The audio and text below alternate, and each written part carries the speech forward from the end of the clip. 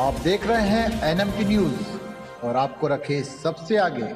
देवेंद्र फडणवीस की जीत को हाईकोर्ट में चुनौती। कांग्रेस ने चुनाव आयोग पर भी लगाए आरोप। कांग्रेस नेता प्रफुल्ल विनोद राव गुर्दे ने महाराष्ट्र विधानसभा चुनाव में मुख्यमंत्री देवेंद्र फडणवीस की जीत में प्रक्रियागत खामियों का दावा किया है। उन्होंने इस मामले को लेकर शनिवार को बॉम्बे हाईकोर्ट की नागपुर पीठ का दरवाजा खटखटाया है। चुनाव के दौरान कई नियमों का पालन नहीं किया।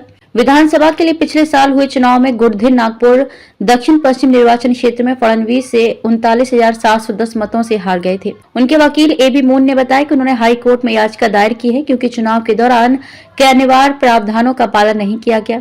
कोर्ट से परिणाम को अमान्य घोषित करने का आग्रह किया गया है। पूर्व मंत्री एवं कांग्रेस नेता यशोमती ठाकुर, जिन्हें तियोसा सीट से हार मिली थी, पार्टी के उनके 5 सहयोगियों और एक राकांपा शरद चंद्र पवार के नेता ने भी इसी तरह की याचिकाएं दायर की हैं। कांग्रेस उम्मीदवार प्रफुल्ल गुर्दे, दक्षिण नागपुर से उम्मीदवार गिरीश पांडव, अमरावती जिले के तिवसा निर्वाचन क्षेत्र से उम्मीदवार और पूर्व मंत्री यशोमती ठाकुर, पूर्व मंत्री राजेश सिंघने, सुभाष धोटे, शेखर सेंडे, संतोष सिंह रावत, सतीश वारजुड़कर, जिन्होंने मुख्यमंत्री देवेंद्र फडणवीस के खिलाफ चुनाव लड़ा था।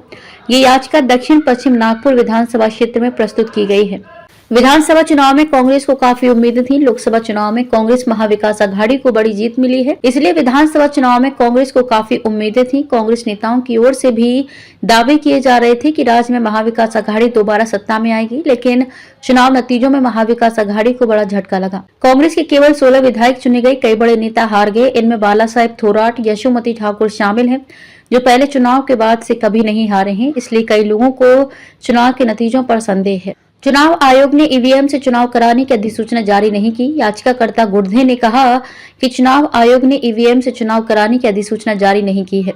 चुनाव परिणाम में हारने वाले प्रत्याशियों द्वारा मांगे जाने के बाद भी सीसीटीवी फुटेज फॉर्म नंबर 17 उपलब्ध नहीं कराया गया है। लोग सत्ता में आने वाली पार्टी की ओर दौड़ सकते हैं। गडकरी केंद्रीय मंत्री नितिन गडकरी ने शनिवार को कहा कि राजनीति पर उनकी राय अच्छी नहीं है क्योंकि इसमें इस्तेमाल करो और फेंको की विशेषता है। उन्होंने कहा कि देश में विचारधारा समस्या नहीं है, बल्कि विचारों का खालीपन एक बड़ी समस्या है।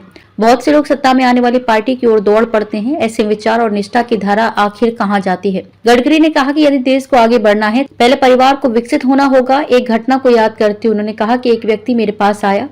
उसने कहा कि वह देश के लिए अपनी जान देना चाहता है। उस समय उसका व्यवसाय विफल हो रहा था, वह दिवालिया हो रहा था। उसके घर पर पत्नी और बच्चे थे। मैंने उससे कहा कि पहले घर का ख्याल रखो और फिर देश का। उन्होंने कहा कि वह छत्रपति शिवाजी महाराज को अपना आदर्श मानते हैं क्योंकि महान सम्राट ने लड़ाई लड़ी और जीती, लेकिन पूजा स्त्रियों को नष्ट नहीं किया और विरोधियों पर अत्याचार नहीं किया। केंद्रीय मंत्री ने कहा कि उन्होंने अपने शासनकाल के दौरान सभी धर्मों के साथ समान व्यवहार किया और वे भारत के सच्चे धर्मनिरपेक्ष राजा थे।